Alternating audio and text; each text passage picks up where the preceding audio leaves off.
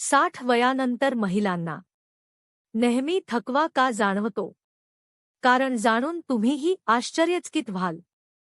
तुमचं वय 60 वर्षांपेक्षा जास्त आहे का आणि काहीही काम करता दिवसभर थकल्यासारखं वाटतं का? सकाळी उठताच असं वाटतं का की जणू रात्रभर खूप कष्टाचं काम केलं आहे? AIIMSच्या अहवालानुसार 60 वर्षांवरील प्रत्येक 3 महिलांपैकी 2 महिला सतत थकवा, अंग जड वाटणे आणि ऊर्जेच्या कमतरतेने त्रस्त असतात. पण यामागचं कारण फक्त वाढतं वय नसून काही लपलेली कारणंही असू शकतात, ज्यावर योग्य वेळी उपाय करता येऊ शकतात. आज मी तुम्हाला 5 सोपे आणि घरगुती उपाय सांगणार आहे, ज्यामुळे तुम्हाला पुन्हा पूर्वीसारखी ऊर्जा जाणवू शकते, तेही औषधांशिवाय. मी डॉक्टर अनिल वर्मा, गेली 18 वर्षे ज्येष्ठ नागरिकांच्या आरोग्यावर काम करत आहे.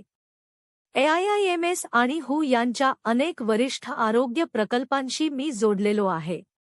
मला हे सांगताना अजिबात संकोच वाटत नाही की भारतीय महिलांमधील थकव्याचं खरं कारण अनेकदा दुर्लक्षित केलं जातं. लोक म्हणतात, वय झालं की अशक्तपणा येणारच, पण हे पूर्ण सत्य नाही.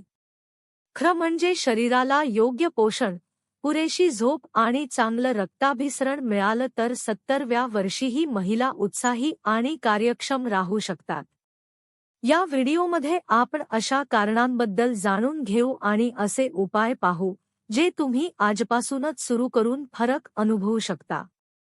व्हिडिओ शेवटपर्यंत नक्की पहा आणि उपयुक्त वाटल्यास तुमच्या आई, बहीण, वहिनी किंवा मैत्रिणीसोबत जरूर शेअर करा. उपाय क्रमांक 1, सकाळची सुरुवात भाजलेल्या हरभऱ्याने करा. जर सकाळी उठल्याबरोबर सुस्ती, अंग जड वाटणं आणि थकवा जाणवत असेल, तर त्यामागे तुमचा सकाळचा आहारही कारणीभूत असू शकतो. पटण्यातील 65 वर्षीय कमला देवी रोज सकाळी उठल्यावर सर्वप्रथम दुधाचा चहा आणि 2 बिस्किट खात असत. पण दिवसभर त्यांना झोप येत असे, पाठ आखडलेली वाटे आणि शरीर जड वाटायचं. त्यांच्या मुलीने त्यांना सल्ला दिला, आई, सकाळी चहाऐवजी भाजलेले हरभरे आणि गूळ खा. त्यांनी हा सल्ला पाळला आणि 5व्या दिवसापासून त्यांच्या चेहऱ्यावर पुन्हा तजेला दिसू लागला. आता त्या सकाळी 7 वाजताच उठून कुंड्यांना पाणी घालतात आणि म्हणतात, आता माझं शरीर मला साथ देतं. भाजलेल्या हरभऱ्यात लोह, आयर्न, प्रथिने आणि संमिश्र कर्बोदके, कॉम्प्लेक्स कार्बोहायड्रेट्स असतात. त्यामुळे शरीराला हळूहळू ऊर्जा मिळते आणि थकवा कमी होण्यास मदत होते. महिलांमध्ये सर्वात सामान्य समस्या म्हणजे रक्ताल्पता, ॲनिमिया. हरभरा आणि गूळ यांचं मिश्रण लोहाची कमतरता भरून काढण्यास मदत करू शकतं. कसं खावं? सकाळी उठल्यावर रिकाम्या पोटी 1 मूठ भाजलेले देशी हरभरे खा. त्यासोबत शुद्ध गुळाचा 1 छोटा तुकडा खा. त्यानंतर 30 मिनिटे चहा किंवा कॉफी पिऊ नका, जेणेकरून लोहाचं शोषण चांगलं होईल. इच्छेनुसार 2-3 मनुका किंवा सुक्या आवळ्याचे तुकडेही खाऊ शकता. हा उपाय सलग 7 दिवस करून पहा.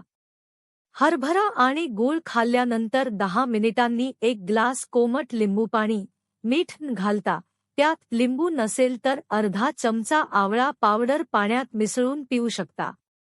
उपाय क्रमांक 2, लवंगाचा चहा. जर तुमचे स्नायू सतत जड वाटत असतील, डोकं हलकंसं दुखत असेल आणि बोलतानाही थकवा जाणवत असेल, तर ते रक्ताभिसरण कमी झाल्याचं एक लक्षण असू शकतं. 62 वर्षीय मीना देवी सकाळी उठल्यावर त्यांच्या हातापायांना मुंग्या येत असत. सकाळची प्रत्येक गोष्ट त्यांना ओझ्यासारखी वाटायची.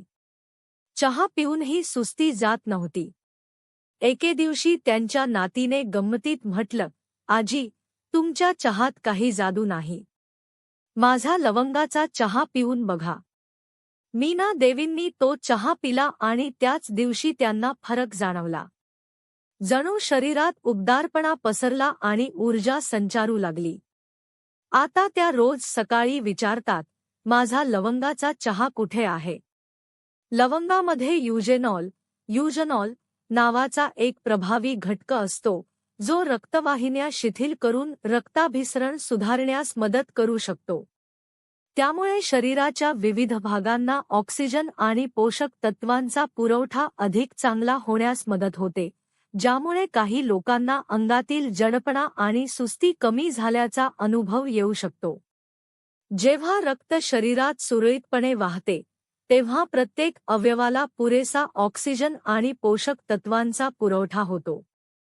त्यामुळे शरीरात ऊब जाणवते आणि मेंदूची सुस्ती तसेच हातपाय बधीर होण्याची समस्या हळूहळू कमी होण्यास मदत होऊ शकते. आयुर्वेदानुसार लवंग ही वात आणि कफ दोष संतुलित ठेवण्यास मदत करणारी मानली जाते. या दोषांचे असंतुलन वाढल्यास वृद्धांमध्ये थकवा, अंग जड वाटणे आणि मानसिक सुस्ती जाणवू शकते. आता प्रामाणिकपणे सांगा, तुम्ही कधी लवंगाचा चहा पिऊन पाहिला आहे का? जर होय, तर कमेंटमध्ये एक लिहा. आणि जर नाही, पण आजपासून सुरू करण्याचा विचार असेल, तर 0 लिहा. तुमचं उत्तर इतर महिलांसाठीही प्रेरणादायी ठरू शकतं. कसा घ्यावा? सकाळी उठल्यावर एका कप पाण्यात 2 अख्ख्या लवंगा घाला. ते 5 मिनिटे उकळा. इच्छेनुसार 4 तुळशीची पाने किंवा 1 चिमूटभर सुंठ पावडर घालू शकता. गॅस बंद करून थोडं कोमट होऊ द्या आणि नंतर गाळता हळूहळू घोट घेत प्या. सुरुवातीला फक्त सकाळी घ्या. जर शरीर खूपच सुस्त वाटत असेल, तर सायंकाळी 4 वाजता आणखी 1 कप घेऊ शकता. हा उपाय 1 आठवडा करून पहा. त्यामुळे स्नायू हलके वाटू शकतात आणि मानसिक ताजेपणाही वाढल्याचा अनुभव येऊ शकतो. या चहासोबत 4 भिजवलेले बदाम खाल्ल्यास शरीराला मॅग्नेशियम, चांगले फॅट्स आणि इतर पोषक तत्वे मिळतात. त्यामुळे दिवसभर ताजेतवाने वाटण्यास मदत होऊ शकते आणि वयानुसार होणाऱ्या स्मरणशक्तीतील घट कमी करण्यासाठीही हे उपयुक्त ठरू शकते. उपाय क्रमांक 3. गोल्डन मिल्क, हळदीचे दूध. जर तुमची रात्रीची झोप वारंवार तुटत असेल किंवा सकाळी उठल्यानंतरही शरीर थकल्यासारखं वाटत असेल, तर तुमची झोप पुरेशी गुणवत्तापूर्ण नसण्याची शक्यता आहे. वाराणसीच्या 68 वर्षीय श्यामा देवींना रात्री वारंवार लघवीला जावं लागायचं, अंग दुखायचं आणि झोप झाल्यानंतरही थकवा जाणवायचा. दिवसभर त्यांना झोप येत असे आणि चिडचिडही होत असे. एके दिवशी त्यांनी टीव्हीवर एका आयुर्वेद तज्ज्ञांकडून गोल्डन मिल्क, हळदीचं दूध याबद्दल ऐकलं आणि ते पिण्यास सुरुवात केली. आता त्या रोज रात्री झोपण्यापूर्वी 1 कप हळदीचं दूध पितात आणि सकाळी उत्साहाने दिवसाची सुरुवात करतात. हळदीमध्ये कर्क्युमिन नावाचा एक प्रभावी दाहशामक, अँटी इन्फ्लेमेटरी घटक असतो. काही संशोधनांनुसार तो शरीरातील सूज कमी करण्यास मदत करू शकतो. रात्री आपण झोपेत असताना शरीर स्वतःची दुरुस्ती आणि पुनर्बांधणी करण्याचं काम करत असतं. पण झोप खोल नसेल तर ही प्रक्रिया पूर्णपणे होऊ शकत नाही. गरम दुधासोबत हळद घेतल्याने कर्क्युमिनचं शोषण सुधारण्यास मदत होते आणि आरामदायी झोपेसाठी अनुकूल वातावरण तयार होण्यास मदत मिळू शकते. आता सांगा, तुम्ही झोपण्यापूर्वी हळदीचं दूध पिता का?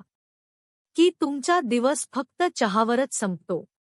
जर तुम्ही आधीपासून हळदीचं दूध पीत असाल, तर कमेंटमध्ये 1 लिहा.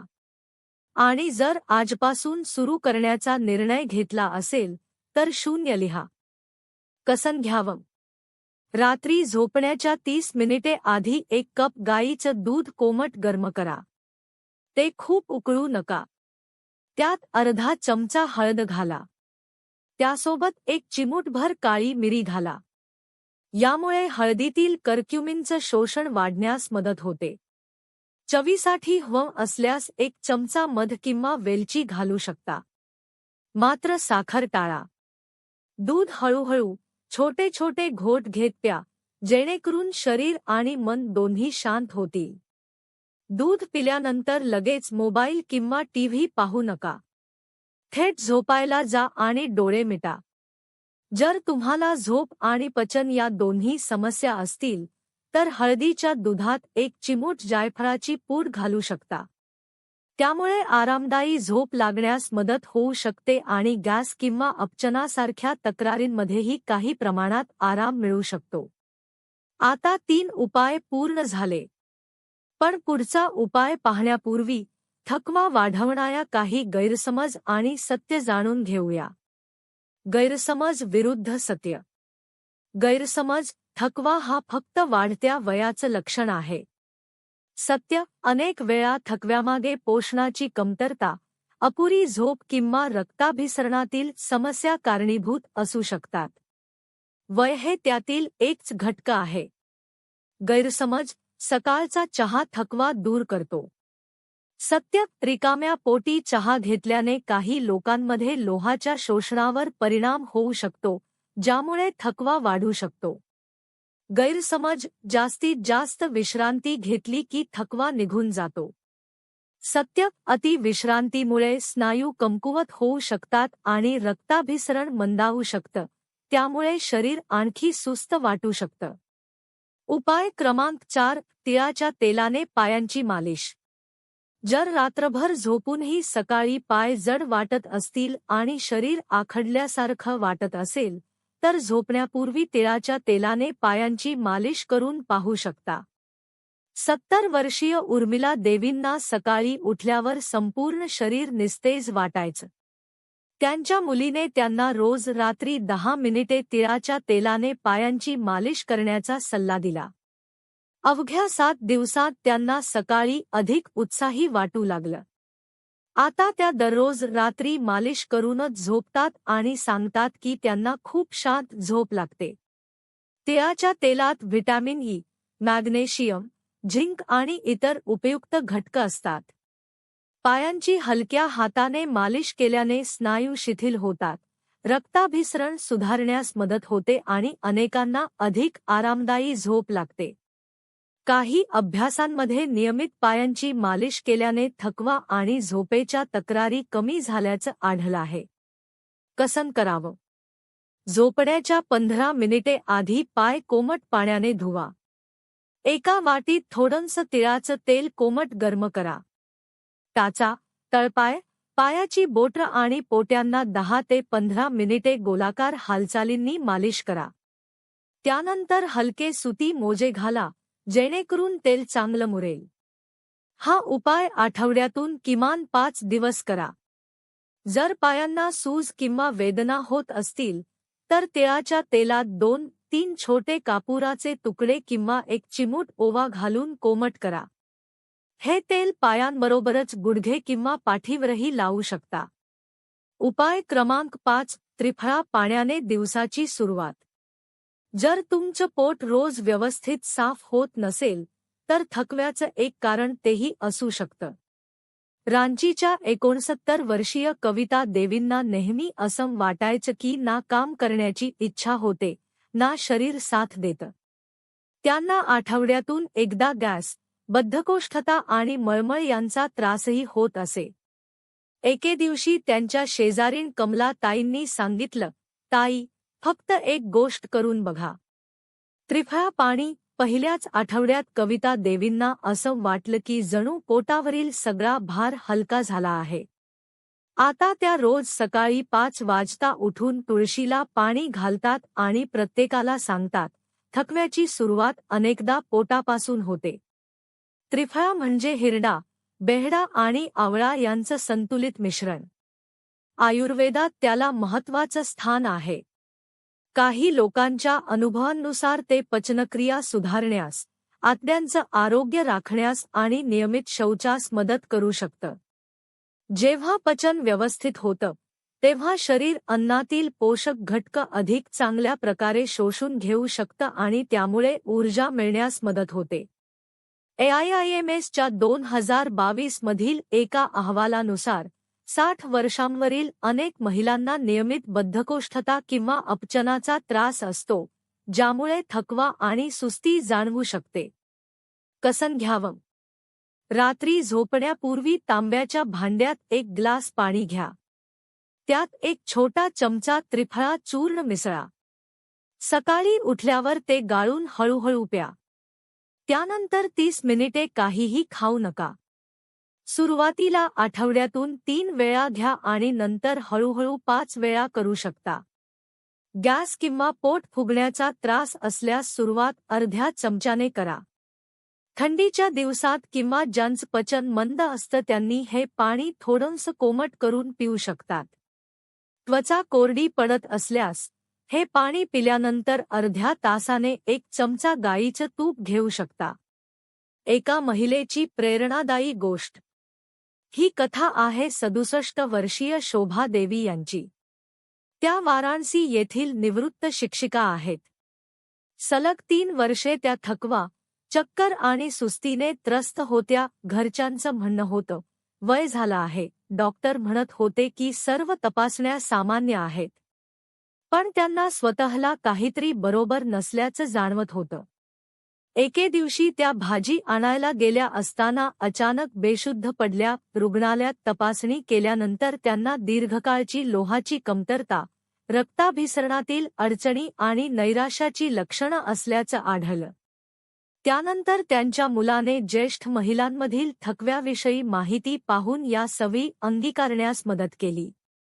3 आठवड्यांनंतर त्यांना झोप, पचन आणि मानसिक शांततेत सुधारणा जाणवू लागली. आज त्या रोज सकाळी रामचरितमानस वाचतात, स्वतः भाजी आणायला जातात आणि बागेतील फुलांची काळजी घेतात. त्या म्हणतात, थकवा हा फक्त वाढत्या वयाचा भाग नसतो, अनेकदा तो शरीर आपल्याला काहीतरी सांगत असल्याचा संकेत असतो. 5 उपायांचा पुन्हा एकदा आढावा. 1. सकाळची सुरुवात भाजलेले हरभरे आणि गूळ याने करा. 2. लवंगाचा चहा मर्यादित प्रमाणात घ्या. 3. रात्री झोपण्यापूर्वी हळदीचं दूध प्या. 4. तिळाच्या तेलाने पायांची मालिश करा. 5. आवश्यक असल्यास तज्ज्ञांच्या सल्ल्याने त्रिफळा पाणी वापरा. या उपायांमध्ये महागडी औषधं नाहीत किंवा मोठा खर्च नाही. फक्त दैनंदिन सवयींमध्ये छोटे बदल आहेत. मात्र लक्षात ठेवा, सतत थकवा, चक्कर, वजन कमी होणे, श्वास लागणे किंवा अशक्तपणा जाणवत असल्यास डॉक्टरांचा सल्ला घेणे आवश्यक आहे. अशा लक्षणांमागे रक्ताल्पता, थायरॉईड, मधुमेह, हृदयविकार किंवा इतर वैद्यकीय कारणं असू शकतात.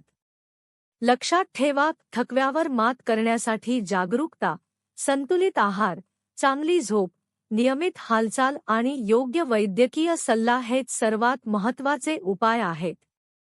जर तुम्ही यापैकी कोणताही उपाय आजपासून सुरू करण्याचा निर्णय घेतला असेल, तर कमेंटमध्ये आजपासून सुरुवात करत आहे असे नक्की लिहा. आणि जर हा व्हिडिओ तुम्हाला उपयुक्त आणि माहितीपूर्ण वाटला असेल, तर लाईक, शेअर आणि सबस्क्राईब करायला विसरू नका. हा व्हिडिओ फक्त तुमच्यासाठीच नाही, तर तुमच्या आई, बहिणी, मावशी, काकू किंवा शेजारीण यांच्यासाठीही उपयुक्त ठरू शकतो. कारण जेव्हा एक महिला निरोगी असते, तेव्हा संपूर्ण कुटुंब उत्साहाने आणि ऊर्जेने भरून जाते. पुढील व्हिडिओमध्ये पुन्हा भेटूया. तोपर्यंत एक गोष्ट कायम लक्षात ठेवा. थकव्यावरचा खरा उपाय वाढतं वय नाही, तर योग्य जागरूकता आणि स्वतःच्या आरोग्याची काळजी घेणं आहे.